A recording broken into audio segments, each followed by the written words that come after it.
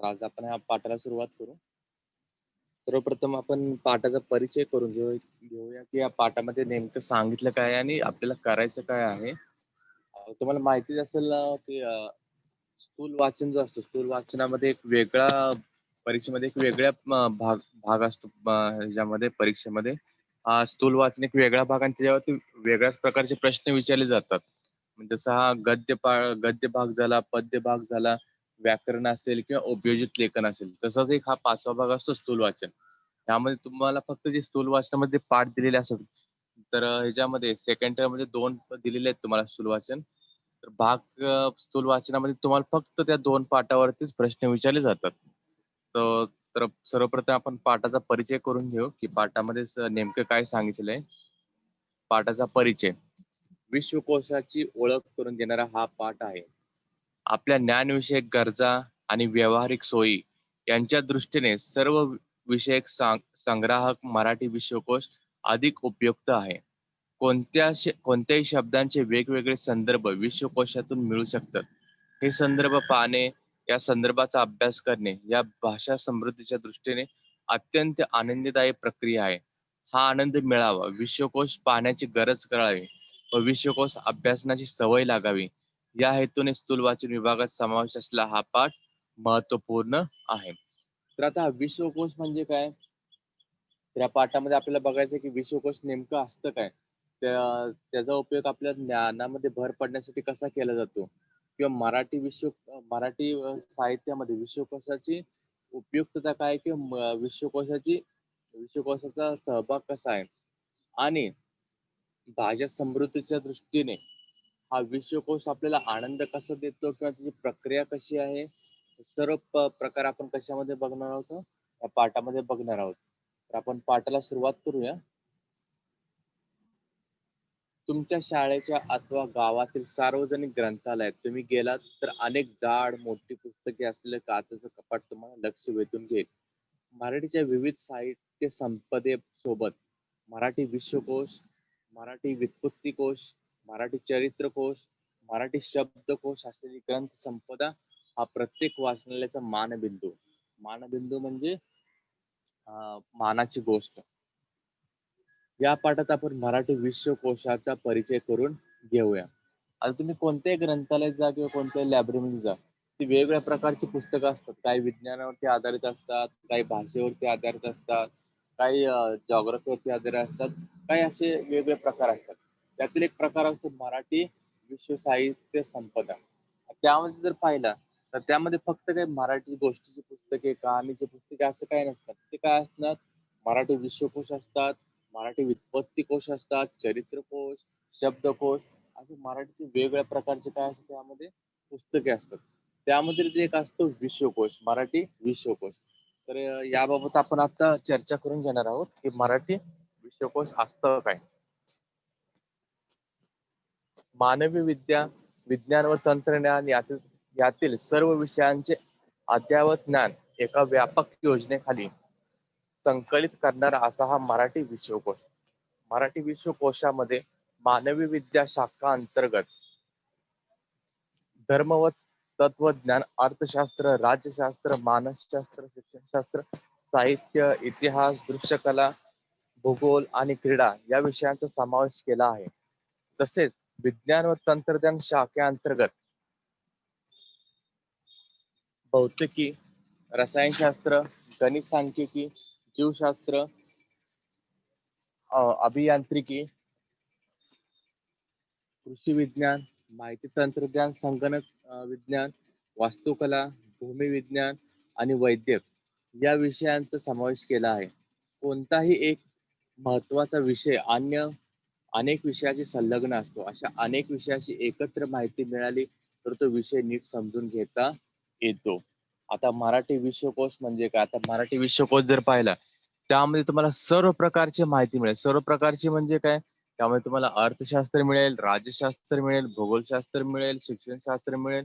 त्याचबरोबर तुम्हाला विज्ञान शाखेतील जे काही विषय असतील, रसायनशास्त्र, भौतिकशास्त्र, गणित सांख्यिकी, कृषी विज्ञान या प्रकारचे विषय तुम्हाला त्यामध्ये मिळतील.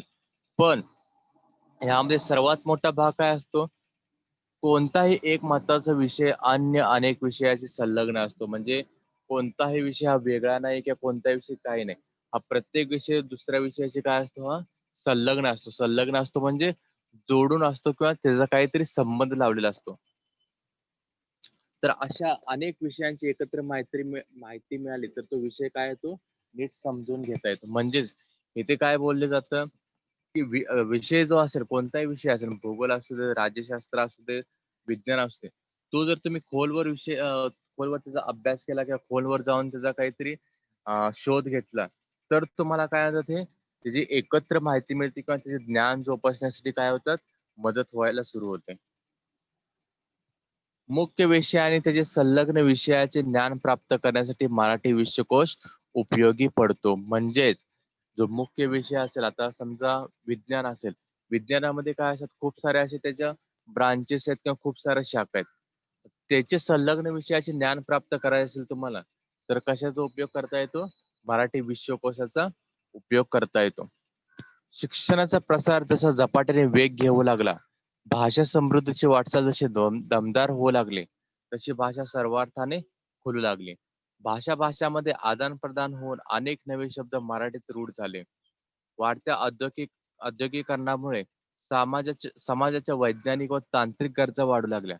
अनेक नवे शब्द अस्तित्वात आले. शब्दांना नवीन आयाम प्राप्त झाले. त्याचबरोबर सर्व विषयक संग्रहात विश्वकोशाची गरज निर्माण झाली. आता ह्यामध्ये जसं जसं शिक्षण वाढू लागलं तसं तसं नवीन काळ वाढू लागला, जशी जशी प्रगती होऊ लागली तस तशी काय असेल भाषा जी असेल कोणतीही भाषा असेल मराठी असेल, संस्कृत असेल, हिंदी असेल, इंग्लिश असेल, त्याचा काय होला झपाट्याने विकास होऊ लागला किंवा त्याची प्रगती होऊ लागली. तशी त्यांनी काय सांगितलं की भाषा सर्वार्थाने खुलू लागली. भाषामध्ये आदान प्रदान चालू झाले. वेगवेगळे नवीन शब्द तयार झाले. नवीन नवीन शब्द मराठीमध्ये आले. नवीन नवीन शब्द इंग्रजीमध्ये आले, संस्कृतमध्ये आले, हिंदीमध्ये आले. तसेच जसा काळ औद्योगिकरणा जसं आपण इंग्लिशमध्ये त्याला बोलतो इंडस्ट्रियलायझेशन. जसं औद्योगिकरण वाढत गेले तसे लोक एकमेकाच्या जवळ आले. लोक जसे एकमेकाच्या जवळ आले तसेच तांत्रिक गरजा वाढल्या, वैज्ञानिक गरजा वाढल्या. ह्या जेव्हा गरजा वाढत होत्या त्याचबरोबर काय होते नवीन शब्द अस्तित्वात आले. म्हणजेच काय जेव्हा वेगळ्या समूहाचे लोक ह्याच्यामध्ये येतात एकमेकाच्या संपर्कामध्ये येतात तेव्हा नवीन नवीन शब्द काय होतात ते आरूढ व्हायला सुरू होतात किंवा नवीन नवीन शब्द निर्माण व्हायला सुरू होतात. त्याचाच उपयोग आपण कशासाठी करतो हा मराठी विश्वकोशाचा उपयोग यासाठीच होतो किंवा मराठी विश्वकोशामध्ये हे शब्द काय होतात ते आरूढ व्हायला सुरू होतात किंवा समाविष्ट व्हायला सुरू होतात. उच्च शिक्षणाचे माध्यम म्हणून मराठीचा होत गेलेला अधिकाधिक स्वीकार, मराठीमध्ये निर्माण झालेली संदर्भ ग्रंथाची तीव्र गरज आणि शासन व्यवहाराची भाषा म्हणून राज्य पातळीवर मराठीला मिळालेली मान्यता या पार्श्वभूमीवर मराठी भाषेतील सर्व विषय संग्राहक विश्वकोशाची गरज अधोरेखित झाली. आता यामध्ये मराठीचे एक सांगितले तुम्हाला की जसं उच्च शिक्षण वाढत गेले उच्च शिक्षण जसं वाढत गेले तसं जसं काय होते मराठीचा उपयोग जास्तीत जास्त होऊ लागला. मराठीचे जे संदर्भ ग्रंथ असतील त्याची तीव्र गरज भासू लागली. तसेच शासन व्यवहाराची भाषा जी असेल त्यालाही तिथे काय झाली मराठीला एक वेगळी मान्यता मिळाली. तसंच या पार्श्वभूमीवर मराठी भाषेतील सर्व विषयक संग्रहात विश्वकोशाची गरज अधोरेखित झाली. जसे की उच्च शिक्षण वाढत गेले उच्च शिक्षण वाढलं म्हणजे काय त्यामध्ये वेगवेगळ्या विषयांचे शिक्षण वाढत गेले. तर आपण पहिल्या परिचितामध्ये पाहिलं की रसायनशास्त्र असेल, भौतिकशास्त्र असेल, अर्थशास्त्र असेल, जसे उच्च शिक्षण वाढत गेले तसे लोकांची काय वाढू लागली गरज वाढू लागली. आणि जशी गरज वाढू लागली तशी विश्वकोशाची अजूनच गरज काय वाढू लागली अधोरेखित व्हावं लागली. कारण का विश्वकोशामध्ये काय होते शब्द अजून जास्त वाढतात किंवा शब्दांचे काय असत ते अजून वाढीव असतात किंवा शब्द ते काय होतात ते जास्तीत जास्त ठेवलेले असतात किंवा आपल्याला जास्त उपयोग करण्यासाठी दिलेला असतो.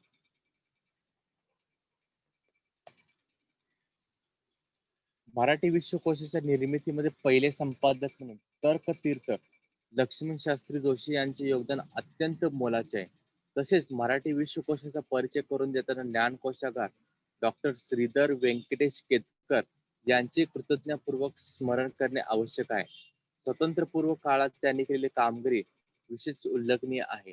तथापि त्यानंतरच्या काळात विशेष स्वातंत्र्योत्तर काळात ज्ञान विकासाच्या क्षेत्राचा ज्या वेगाने विकास झाला, हा विकास लक्षात घेऊन विद्यमान ज्ञान क्षेत्राचा सर्वांगीण परिचय करून देणारा मराठी विश्वकोश हा आश्वासक प्रयत्न आहे.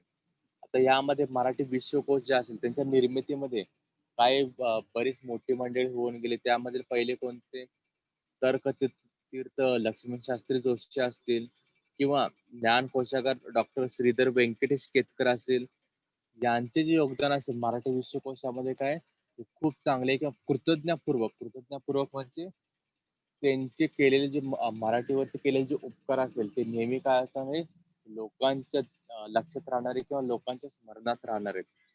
त्यानंतर स्वातंत्र्यपूर्व काळात म्हणजे 1947 पूर्वी यांची कामगिरी जर पाहिली, यांची कामगिरी काय खूप उल्लेखनीय आणि कशी आहे उठावदार आहे. त्यानंतर स्वातंत्र्योत्तर काळात म्हणजे स्वातंत्र्यानंतरच्या काळात विकास जो असेल किंवा शब्दकोशाचा विकास जो असेल, विकास हा काय गेला हा झपाट्याने वाढत गेला. का तर उच्च शिक्षण निर्माण झाले, लोक वेगवेगळ्या पातळीवरती त्याचा अभ्यास करू लागले. त्यानंतर लोक जसे संपर्कात आले तसे वेगवेगळे शब्द वाढू लागले. तसंच हा मराठी विश्वकोश जो असेल हा काय केला हा पूर्णपणे वाढत गेला. तर आता पाहू आपण विश्वकोश कसा तयार झाला किंवा विश्वकोश हा तयार कसा होतो. सर्वप्रथम विषयावर तज्ञाच्या समितीची रचना केली जाते. वेगवेगळे जे विषय असतील जसं रसायनशास्त्र असेल, भूगोल असेल, अर्थ असेल किंवा वेगवेगळे विषय असेल, यामध्ये जे तज्ञ मंडळी असेल, तज्ञ मंडळ म्हणजे इंटेलिजंट जे लोक असतील त्यांची काय केली जाते पहिली समिती म्हणजे पहिली त्यांची मीटिंग घेतली जाते किंवा त्यांची एक सभा घेतली जाते. प्रत्येक विषयाच्या नोंदीची शीर्षके निश्चित केली गेली. म्हणजे प्रत्येक विषय जे असेल प्रत्येक विषयाचं शीर्षक काय असेल त्यांच्या सर्वप्रथम काय केल्या गेल्या नोंदी केल्या गेल्या म्हणजे त्यांची काय केली ही नोंदणी केली गेली. मुख्य मध्यम लहान नोंदीतील मुद्द्यांची टाचणी तयार केली. म्हणजे मुख्य नोंदी काय असतील, मध्यम नोंदी काय असतील, लहान नोंदी काय असतील, यांची मुद्द्यांची टाचणी तयार केली. म्हणजे यांची काय तयार केली ही वेगळे भाषण तयार केले, वेगवेगळे स्वाध्याय तयार केले गेले यांचे, वेगवेगळे होमवर्क तयार केले गेले यांचे, वेगवेगळे शब्द कोणते नवीन असतील किंवा अजून काय नवीन काय भेटतं यांच्या सर्व प्रकारचे काय केले ही टाचणी तयार केली. नोंदीच्या मर्यादा आखून टाचण्यामध्ये तशा सूचना दिल्या गेल्या. आता नोंदीच्या मर्यादा म्हणजे काय तर लिमिटेशन ठेवल्या. आता मराठी भाषेमध्ये जर पाहिलं कोणत्याही ह्याला शब्दांना किंवा कोणत्याही भाषेला काय असते मर्यादा नसतात काय नाही. पण ते जेव्हा विश्वकोश तयार करायला घेतला त्यावेळी काय केले त्यांनी काय नोंदीमध्ये काहीतरी मर्यादा राखून दिल्या किंवा काहीतरी लिमिटेशन राखून दिल्या. प्रत्येक विषयातील मुख्य, मध्यम, लहान व नाममात्र नोंदींच्या यादी तयार केल्या. आता ह्या ज्या नोंदी तज्ञ लोकांनी ज्या नोंदी तयार केल्या, या नोंदींच्या काय केल्या त्यांनी याद्या तयार केल्या म्हणजे यांच्या लिस्ट तयार केल्या. आकार विल्ल्यानुसार या याद्या लावण्यात आल्या. आकार विल्ल्यानुसार म्हणजे सर्वात छोटी कोणती यादी, सर्वात मध्यम कोणती यादी व सर्वात मोठी कोणती यादी, म्हणजे आकार विल्ल्यानुसार या याद्या काय केल्या लावण्यात आल्या. 1976 या वर्षी महाराष्ट्र राज्य साहित्य संस्कृती मंडळाने मराठी विश्वकोशाचा पहिला खंड प्रकाशित केला. महाराष्ट्र राज्य साहित्य सांस्कृतिक मंडळ यांनी काय केलं 1976 साली आपला पहिला मराठी विश्वकोशाचा पहिला खंड म्हणजे प्रथम आवृत्ती काय केली ही पब्लिश करण्यात आली लोकांसमोर. आतापर्यंत विश्वकोशाचे 20 खंड प्रकाशित झाले आहेत. 1976 पासून ते 2020 पर्यंत किती खंड प्रकाशित झाले किंवा किती खंड पब्लिश केले आतापर्यंत एकूण 20 खंड काय केले प्रकाशित करण्यात आले. शालेय विद्यार्थ्यांसाठी कुमार विश्वकोशाची निर्मिती करण्यात आली असून त्यांचे जीवसृष्टी व पर्यावरण भाग 1 भाग 2 प्रकाशित करण्यात आले. आता विश्वकोशामध्ये काय आलेले वेगवेगळे प्रकार होते, वेगवेगळे टाइप्स होते. त्यामध्ये शालेय विद्यार्थी म्हणजे काय जे शाळेला जातात मुले किंवा जे काही विद्यार्थी असतील किंवा जे काही स्टुडंट असेल त्यांच्यासाठी विश्वकोश म्हणजे कुमार विश्वकोश म्हणजे फक्त ते स्टुडंटसाठी असते. त्यामध्ये कोणते भाग केले? जीवसृष्टी. जीवसृष्टीमध्ये पर्यावरण भाग 1 आणि भाग 2 हे प्रकाशित करण्यात आले किंवा पब्लिश करण्यात आले. आधुनिक तंत्रज्ञानाचा वापर करून मराठी विश्वकोशाच्या 20 खंडातील माहिती मोबाईल ॲपमध्ये समाविष्ट. आता आपण जसं पाहिले, आत्ताची पुस्तकं पाहिली, आता पुस्तक कसे असतात ते PDF स्वरूपात असतील. तसेच हे मराठी असतील. हे विश्वकोश काय केले? मोबाईल ॲपमध्ये काय केले?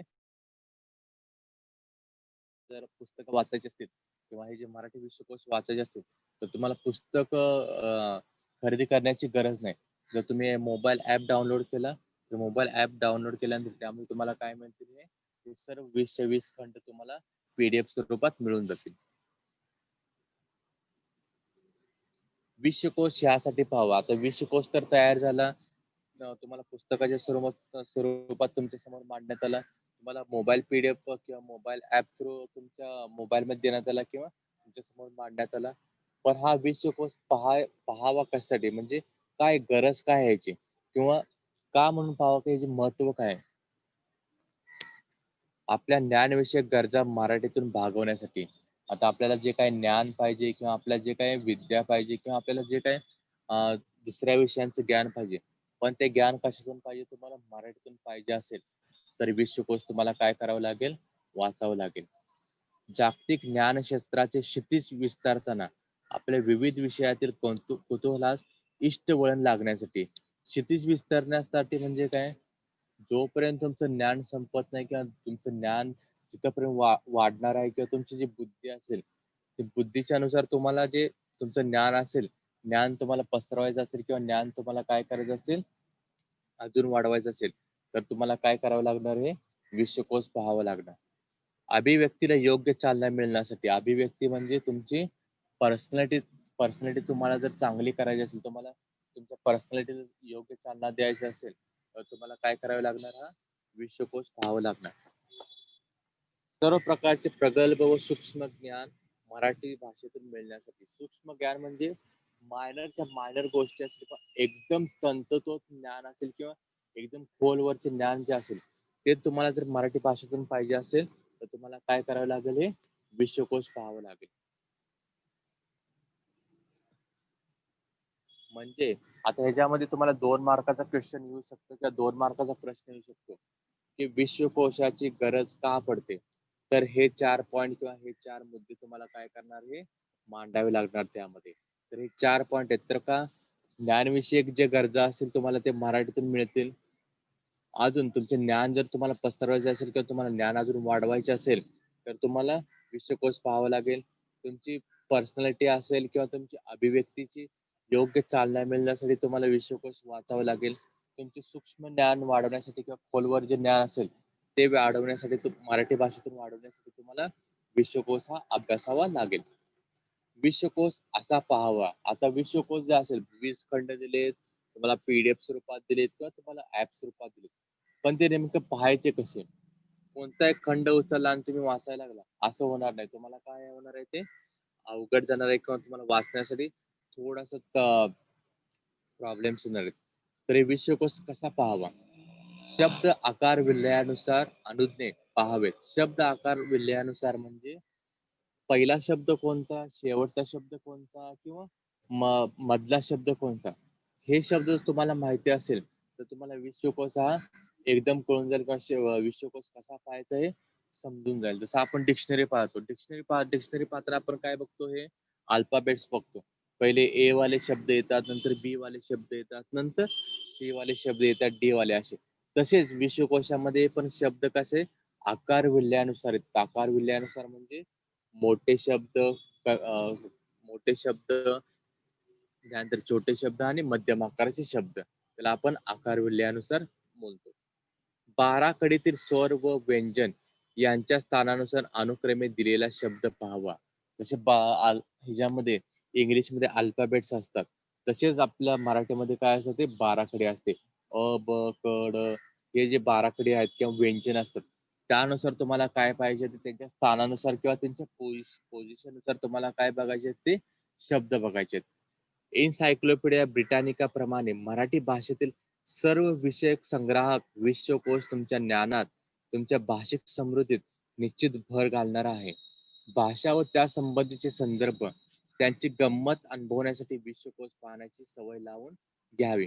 आता इन्सायक्लोपीडिया तुम्ही जर इन्सायक्लोपीडिया पाहिला तुम्हाला प्रत्येक प्रकारची किंवा प्रत्येक विषयाचे तुम्हाला काय मिळतं त्याच्यामध्ये ज्ञान मिळत जाते. पण ते जर तुम्हाला मराठीमध्ये पाहिजे असेल तर तुम्हाला काय करावं लागणार आहे, मराठी विश्वकोश वाचावं लागणार आणि त्याची तुम्हाला सवय सुद्धा लावून घ्यावी लागणार.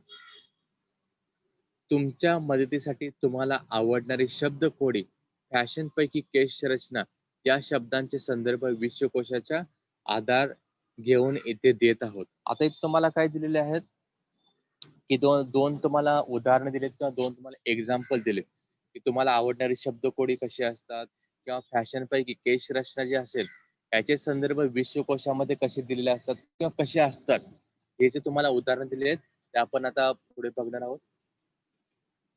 तुम्हाला आवडणारे कोणतेही शब्द त्याचे अर्थ संदर्भ विश्वकोशातून शोधा व भाषेचे अनोखे अंग जाणून घ्या. विश्वकोश आता www मराठी विश्वकोश .महाराष्ट्र.gov.in या संकेतस्थळावर उपलब्ध आहे. आता हे जे विश्वकोश असतील का हे जे 20 खंड काढले ते विश्वकोशाचे हे तुम्हाला कुठे पाहावे मिळतील किंवा याचा अभ्यास करायचा असेल तर तुम्हाला कुठे जावं लागेल तर यांनी वेबसाईट दिलेली आहे, संकेतस्थळ दिलेलं आहे मराठी विश्वकोश .महाराष्ट्र.gov.in ह्याच्यावर ह्या संकेतस्थळावरती किंवा ह्या वेबसाईटवरती तुम्ही तर गेला तर तुम्हाला मराठीतील सगळे 20 खंड काय मिळतील हे तुम्हाला वाचायला मिळतील किंवा अभ्यासायला मिळतील. तर आता आपण हे दोन संदर्भ दिलेत, एक आहे शब्दकोडी आणि दुसरा आहे केश रचना. आता आपण हे संदर्भ बघू, याचे संदर्भ कसे दिलेत किंवा हे विश्वकोशामध्ये कसे वापरले गेलेत किंवा ह्याची माहिती विश्वकोशामध्ये कशी दिलेली आहे.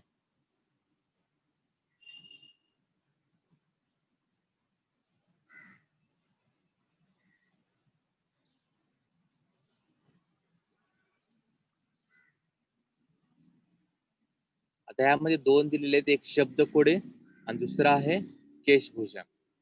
म्हणजे मराठी विश्वकोशामध्ये हे कशा प्रकारे दिले जातात किंवा ह्याचा अभ्यास कसा केला जातो. पहिला आहे शब्दकोडे. शब्दकोडे म्हणजे काय, पुढील आता शब्दकोडे पहा, पुढील पानावरील शब्दकोडे दिलेल्या वाक्याच्या आधारे सोडवा. आता आपण तुम्ही कोणते मराठी पेपर वगैरे पाहिले त्याच्यामध्ये पाहिले तर शब्दकोड येतात, आडवे शब्द आणि उभे शब्द. त्यानुसार तुम्हाला जुळवाजुळव करून किंवा शब्द टाकून तुम्हाला ते शब्दकोडे काय करावे लागतात ते पूर्ण करावे लागतात. त्याच प्रकारचे इथे काय आहे ते शब्दकोड आहेत. तर ह्याच्यामध्ये काय दिलेत 8 प्रकार दिलेत किंवा 8 असे शब्द दिलेत. ते 8 शब्द वापरून तुम्हाला काय करायचे ते शब्दकोडे पूर्ण करायचे. श्वेतगंगा या कविता संग्रहाचे कवी जर पाहिला पहिला किती 4 आकडे, तर 4 आकडी कोणती कविता आहे की कोणती कवी आहे ज्यांनी श्वेतगंगा ही कविता संग्रह लिहिलेला आहे. त्यानंतर एका साहित्यिकाचे आडनाव श्रीपाद कृष्ण हे किती 4 अक्षरे. 4 अक्षरे कोणते असं आडनाव येईल, तुरुंगात असताना देखील ज्याची काव्य प्रतिमा भरू नये असे साहित्यक देशभक्त सुधारकचे संपादक कवी यशवंत यांचे आडनाव, विनोदी साहित्य लिहिणारे एका साहित्यकाचे आडनाव, मालतीबाई बेडेकर यांनी वापरलेले टोपण नावातील आडनाव, कवी कुसुमाग्रज यांचे आडनाव. आता हे जे 8 शब्द दिले तुम्हाला 8 शब्द काय करायचे ते शब्द कोड्यामध्ये भरायचे आणि प्रत्येक शब्द काय आहे हा 4 अक्षरे. 4 यामध्ये फक्त काय दिले ते 4 अक्षर दिले.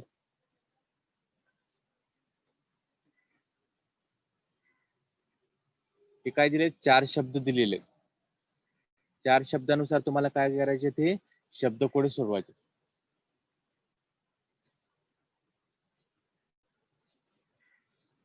आर्थर बीर याने 21 डिसेंबर 1913च्या न्यूयॉर्क वर्ल्डच्या अंकात अशा प्रकारचे पहिले शब्दकोडे प्रसिद्ध केले.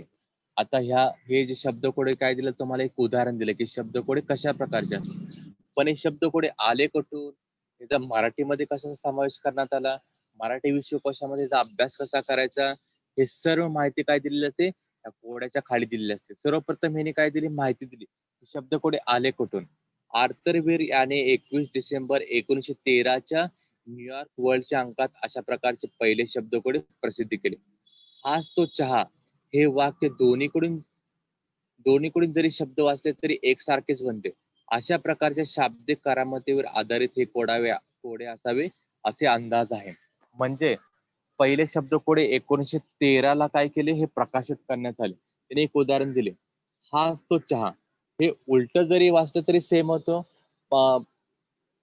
सरळ वाचलं तरी सेम होतं. ह्याच मग ते ह्यानी काय सांगितलं की त्याच शब्दाच्या करामतीवर काय हे शब्दकोडे आधारित आहे. म्हणजे उभं जरी वाचलं तरी काय येतो हा परफेक्ट शब्द बसतो. आडवा जरी वाचला तर हा काय करतो परफेक्ट शब्द बसतो. मुलांनो, विविध वृत्तपत्रे, मासिके, साप्ताहिके यामध्ये येणारे शब्दकोडे तुम्ही सोडवता आणि त्या भाषेची गंमत अनुभवता. फ्रेंच भाषा शब्दकोड्यासाठी सर्वात सोयीस्कर भाषा. कॅनडामध्ये फ्रेंच व इंग्रजी शब्द योजून द्विभाषिक शब्दकोडे लोकप्रिय. रशियामध्ये शब्दकोड्याचा वापर प्रचारासाठीही. शब्दकोड्याचा चिनी भाषेचा अपवाद. आता हे शब्दकोडे जे असतील वेगवेगळ्या भाषांमध्ये कसे दिले जातात किंवा वेगवेगळ्या भाषांमध्ये त्याचा उपयोग कसा केला जातो किंवा वेगवेगळ्या भाषांमध्ये शब्दकोड्याचा वापर कोणत्या प्रकारे केला जातो इथे एक वापर दिलेला आहे की प्रचारासाठी सुद्धा काय केला जातो हा रशियामध्ये शब्दकोड्याचा वापर केला जातो. आता यामध्ये शब्दकोडांचे प्रकार कोणते? वर्तुळाकार, बदामाच्या आकाराची, फुलीच्या खुणेच्या आकाराची, शास्त्रीय किंवा गुप्त लेखनाची, चौकोनाच्या कोडी, चित्र चौकटी, साम्यकारी, अनियमित आकाराची. तर हे 8 काय आहेत हे शब्दकोडे प्रकार आहेत. आता आपण जर पेपरमध्ये पाहिले कोणत्याही मराठी पेपर पाहिला तर त्याच्यामध्ये कोणत्या प्रकारचे शब्दकोड येतात ते चौकोनाची कोडी म्हणजे आडवे चौकोन, उभे चौकोन ह्या चौकोनामध्ये काय केले जातात आपल्याला हे शब्दकोडे दिले जातात. तर असे 8 प्रकारचे काय आहेत हे शब्दकोडे आहेत. जगाच्या पाठीवरती काय आहेत हे 8 प्रकारचे शब्दकोडे आहेत. अशा कल्पनावर आधारलेले अनेक प्रकार रूढ आहेत. संगणकीय शाळांमध्ये विविध प्रकारच्या शाब्दिक कोड्यांचा समावेश होतो. प्रसिद्ध विधान आणि अवतरण देऊन त्याचे लेखक ओळखण्यास सांगणे, एका शब्दातील शब्द फिरवून नवीन शब्द तयार करणे, एका शब्दातील रिकाम्या अक्षराच्या जागा भरणे.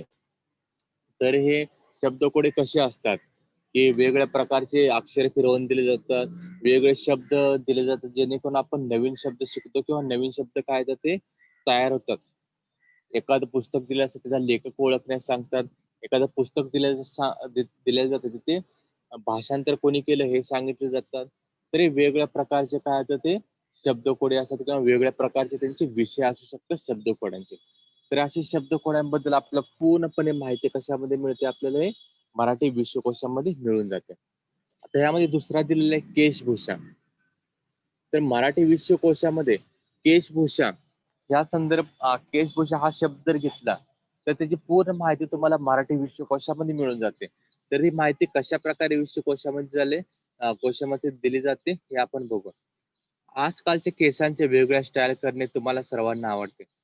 पण मुलांनो, तुम्हाला आश्चर्य वाटेल की पौराणिक काळापासून आकर्षक केश रचनेचे आकर्षण सर्व समाजात होते. केशभूषेत अंतर्गत असणाऱ्या गोष्टी केस कापणे, धुणे, नीट करणे, विंचरणे, कुरळे करणे, सरळ करणे. आता केशभूषा करणे म्हणजे काय? फक्त केसांची स्टाईल करणे नाही. तर हे पौराणिक काळापासून काय आहे ते केशभूषेचे वर्णन हे आपल्याला विश्वकोशामध्ये मिळते. केशभूषा करणे म्हणजे काय? त्याच्यामध्ये कोणत्या गोष्टी अंतर्भूत होतात की केस नीट कापणे, केस चांगल्या प्रकारे धुणे, केस चांगल्या प्रकारे नीट करणे, केस चांगल्या प्रकारे विंचरणे, कुरळे करणे, सरळ करणे ह्या आहेत त्या केशभूषेमध्ये अंतर्भूत असणाऱ्या गोष्टी आहेत. आदिम लोक केसांना मातीचा लेप लावून आपल्या पराक्रम गुण वैशिष्ट्य दाखवण्याकरता त्यात विजय चिन्ह किंवा पदक लावत. आता याबद्दल केसांच्या बाबतीत माहिती दिली आहे. पहिले लोक काय करायचे पहिल्या काळामध्ये जेव्हा ते युद्ध जिंकून यायचे तेव्हा केसांना ते मातीचा लेप लावायचे जेणेकरून केस काय ते दाट राहतील आणि एकदम कडक राहतील. आणि त्यामध्ये लोक काय करायचे त्याची विजय चिन्ह किंवा पदक लावायचे जेणेकरून लोकांना काय होतील दिसतील की त्यांनी कोणत्या प्रकारचा पराक्रम केले किंवा त्यांनी कोणत्या प्रकारचे हे युद्ध जिंकलेले. तर ह्याचा उद्देश काय? केशभूषेचा उद्देश काय? केशभूषेचा मुख्य उद्देश आकर्षक किंवा सौंदर्य वाढवणे. म्हणजे केशभूषेचा मुख्य उद्देश काय की तुमची आकर्षकता असेल किंवा सौंदर्य असेल हे कसं वाढवता येईल हे केशभूषेद्वारे दर्शवलं जातं. सामाजिक उद्देश काय याचा? सामाजिक संकेतानुसार प्रतिकात्मक वेशभूषा म्हणजे कोणते तुम्हाला संकेत द्यायचे आहेत किंवा समाजानुसार तुम्हाला कोणते संकेत द्यायचे आहेत, तरीही तुम्हाला काय होतात हे वेशभूषेचा आधार घ्यावा लागतो. वेशभूषेचा उगम यातून झाला असावा. केस इतरांना दिसू न येणाऱ्या पुरातन स्त्रीच्या प्रयत्नातून केशबंधाची कल्पना पुढे आली असावी. अजिंठा, वेरूळ, कोणार्क, खजुराहो येथील शिल्पाकृतीत आढळणाऱ्या स्त्री पुरुषाच्या केशरचना उल्लेखनीय आहेत. या प्राचीन केशरचनाचे अनुकरण भारतीय स्त्रिया करताना आढळतात. ही केस स्टाईल असेल किंवा जे आपण हेअर स्टाईल बोलतो, हेअरस्टाईल की आतापर्यंत नाही किंवा मॉडर्न टाइमची भेट नाही. हे पौराणिक काळापासून जिथे आपण ते उदाहरण दिलेत अजिंठा, वेरूळ, कोणार्क ह्या शिल्पकृतीत सुद्धा तुम्हाला स्त्री आणि पुरुषांचे काय दिसतात ते वेगवेगळ्या केशरचना दिसतात आणि त्याच केशरचना काय येतात ते आत्ताच्या मॉडर्न टाइम मध्ये तुम्हाला जास्ती असं दिसून येतात. तर हे दोन तुम्हाला संदर्भ दिले आहेत, दोन उदाहरणं दिली आहेत की शब्दकोशामध्ये शब्दकोडेचा उपयोग कसा शब्दकोडेची माहिती कशा प्रकारे दिली जाते आणि केशभूषा हा शब्द जर शोधला तर केशभूषाबद्दल तुम्हाला माहिती कशी दिली जाते शब्द. तर आता आपण ह्या विश्वकोशाचा मुख्य आपण विश्वकोश जर शिकला त्याच्यामध्ये प्रचार आले किंवा कोणते असे शब्दार्थ होते की जे आपल्याला समजले ते आता आपण बघून घेऊ.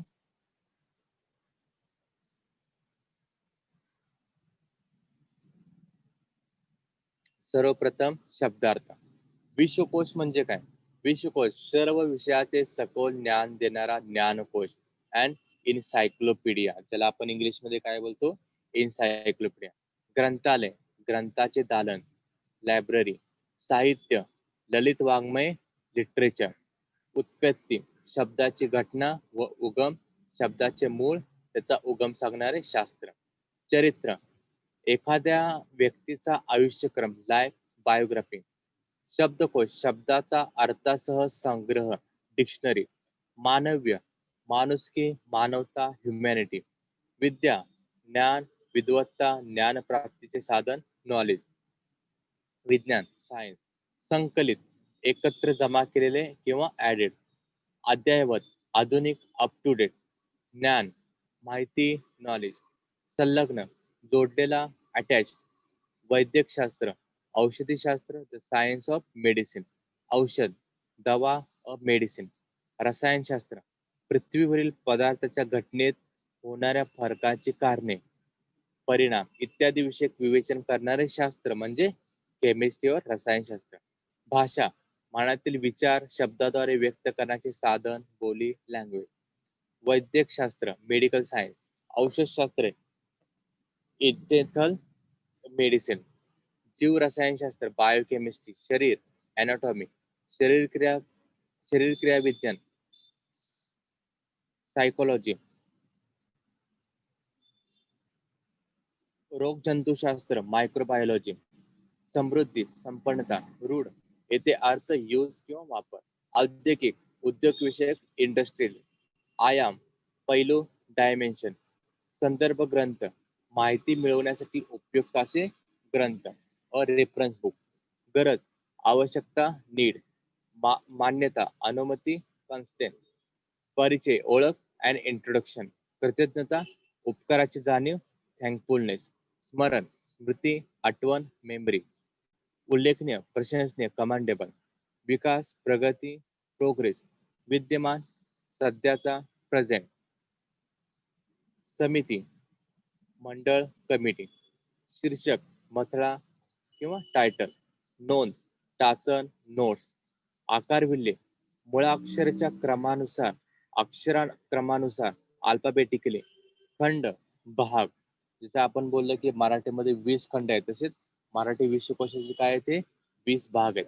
क्षितिज आकाश जिथे जमिनीला टेकल्यासारखी भासते ती वर्तुळाकार मर्यादा द होरायझन. अभिव्यक्ती खुलासा स्पष्टीकरण. प्रलंब परिपक्व प्रोफाउंडली. सूक्ष्म अगदी बारीक बारीक. अनुज्ञेय ग्राह्य परमिसिबल. आधार प्रमाण एव्हिडन्स, पौराणिक पुराणातील मायथॉलॉजिकल, आकर्षक, लक्षवेधक, अट्रॅक्टिव्ह, अंतर्भूत, समाविष्ट, इन्क्लुडेड, उगम, उत्पत्ती, कल्पना, योजना किंवा प्लॅन, शिल्प, हस्तकौशल्य, अनुकरण, नक्कल, इमिटेशन. आता यामध्ये कोणते वाक्यप्रचार आलेले आहेत? यामध्ये दोन वाक्यप्रचार आलेले आहेत. आयाम प्राप्त होणे. आयाम प्राप्त होणे म्हणजे महत्व प्राप्त होणे.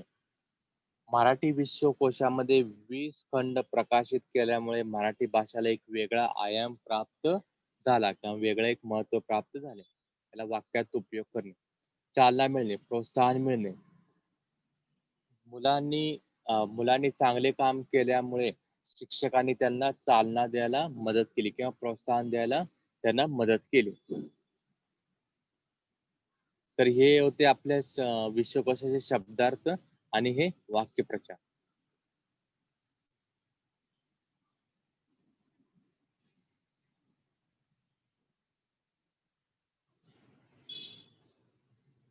तर आपण परत एकदा आपण विश्वकोश म्हणजे काय बघून घेऊ किंवा विश्वकोशामध्ये नक्की सांगितलं काय आहे. तर विश्वकोश म्हणजे काय, की वेगवेगळे जे विषय असतील किंवा वेगवेगळे जे आता रसायनशास्त्र असेल किंवा अर्थशास्त्र असेल किंवा संगणकशास्त्र असेल किंवा वास्तुकला असेल, याचं एकत्रीकरण अभ्यास किंवा ह्याच्यामध्ये येणारे जे शब्द असेल ह्याचा अभ्यास किंवा ह्याची काय याची जी काही हे असेल उत्पत्ती असेल किंवा शब्दांचा अर्थ कसा आहे किंवा हे शब्दाची निर्मिती कुठून झाली, हे सर्व शब्द कशामध्ये असतात, हे मराठी विश्वकोशामध्ये असतात. तर याचा उपयोग कशासाठी होतो, आपण जेव्हा उच्च शिक्षणासाठी जातो, पण उच्च शिक्षण घेताना जेव्हा तुम्हाला मराठीची गरज पडते किंवा मला उच्च शिक्षण मराठीमध्ये घ्यायचं असेल, तर तुम्हाला काय करावे लागेल, हे तर तुम्हाला मराठी विश्वकोश हे पडताळायला लागेल किंवा त्याचा अभ्यास करावा लागेल. तरच तुम्हाला काय मिळणार आहे, ते हे सगळे जे असतील विषय जे असतील विषयांचा अभ्यास करायला तुम्हाला काय होणार आहे, मदत होणार. तर ह्यामध्ये मराठी विश्वकोशामध्ये शब्द कसे आले किंवा नवीन नवीन शब्द कसे आले, जसा शिक्षणाचा प्रसार झाला तसे काय होईल, भाषा समृद्धी काय काय लागली, ह्यांची वाटचाल जी असते वाटचाल काय लागली, हे जास्ती असं वाढू लागले. औद्योगिकरण वाढल्यामुळे लोक एकमेकांच्या संपर्कात आले. लोक जसे एकमेकांच्या संपर्कात आले तसे नवीन नवीन शब्द काय झाले, नवीन नवीन शब्द डेव्हलप व्हायला सुरू झाले किंवा त्यांची प्रगती व्हायला सुरू झाली. तर यामध्ये मराठी विश्वकोशामध्ये दोन असे लेखक आहेत किंवा दोन असे ज्ञानकोशागार आहेत. त्यांचे ह्याच्यामध्ये मराठी विश्वकोशामध्ये काय आहे, ते खूप मोलाचं असं समर्पण असेल किंवा मोलाचं कृतज्ञतापूर्वक असे योगदान असेल, तर ते कोणते, तर्कतीर्थ लक्ष्मण शास्त्री जोशी आणि ज्ञानकोशाकार डॉक्टर श्रीधर व्यंकटेश केतकर. तर यांनी विश्वकोश कसा तयार झाला, की पहिली त्यांची कमिटी तयार केली. कमिटी तयार केल्यानंतर प्रत्येक विषयाचे शीर्षके घेतली. त्यानंतर लहान, मुख्य आणि मध्यम अशा मुद्द्यांची टाचणी तयार केली म्हणजे नोट्स तयार केल्या गेल्या. नोट्स तयार करताना त्यांना काहीतरी मर्यादा देण्यात आल्यानंतर मुख्य, मध्यम आणि लहान व नाममात्र अशा नोंदीच्या टाचण्या काय केल्या, त्यांच्या याद्या तयार केल्या. याद्या तयार करण्यानंतर या याद्या आकारविल्ल्यानुसार म्हणजे शब्दानुसार त्यांची काय केली, ही मांडणी करण्यात आली.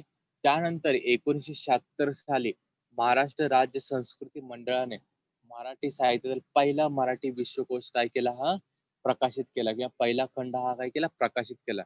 त्यापासून आतापर्यंत मराठी विश्वकोशाचे एकूण 20 खंड काय केले, प्रकाशित करण्यात आले आहेत.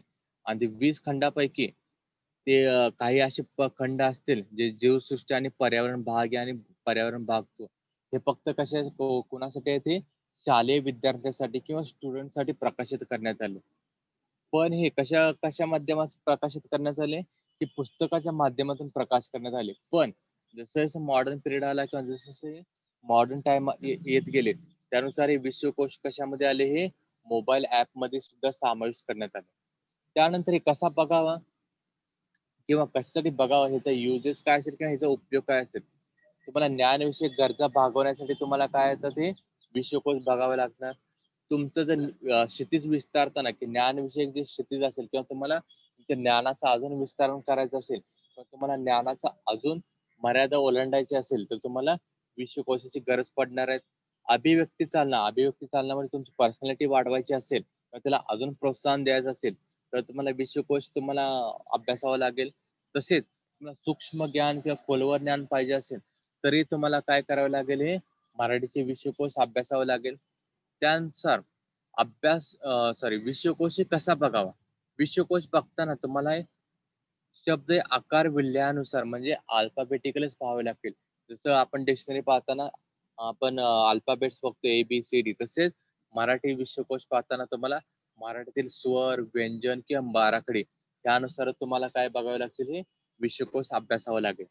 तर हे पूर्ण जे विश्वकोश असतील हे तुम्हाला मराठी विश्वकोश .महाराष्ट्र.gov.in या संकेतस्थळावरती हे 20च्या 20 खंड काय मिळतील, हे तुम्हाला अभ्यासाला मिळतील.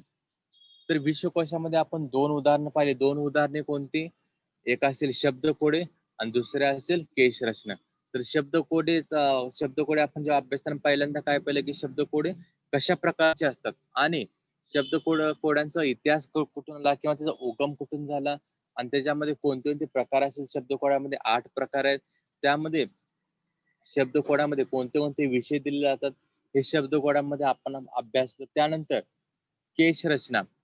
केशरचनामध्ये पाहिला की त्याची सुरुवात कुठून झाली, पौराणिक काळामध्ये केशरचना कशी केली जाते, आता मॉडर्न टाइम मध्ये केशरचना कशी केली जाते आणि अजंठा, वेरूळ, कोणार्क मध्ये त्याचे शिल्प कसे आढळले जातात, त्या शिल्पानुसार त्याची आताच्या मॉडर्न टाइम मध्ये त्याचे महत्व काय किंवा मॉडर्न टाइम मध्ये त्याचं कशी केशरचनाची पुनरावृत्ती केली जाते आणि केशरचनेचा उपयोग कशासाठी केला जातो. ते एक उदाहरण दिलं की पौराणिक काळामध्ये लोक काय करायचे, तर केसांना माती लावून त्याच्यामध्ये काय करायचे, पदक लावायचे किंवा वेगळ्या प्रकारचे विजय चिन्ह लावायचे, जेणेकरून लोकांना ते समजू शकेल की कोणी काय पराक्रम केले किंवा कोणी काय पदक जिंकले. तर असा होता मराठी विश्वकोश. तर हे मराठी विश्वकोश आपल्याला या वर्षी स्थूल वाचनामध्ये आहेत. स्थूल वाचनामध्ये मराठी पत्रिकेमध्ये एक वेगळा भाग असतो. त्याच्यामध्ये फक्त स्थूल वाचनावरतीच काय केले जातात, ते प्रश्न विचारले जातात. तर आजचा पाठ हा इथे संपतोय. धन्यवाद.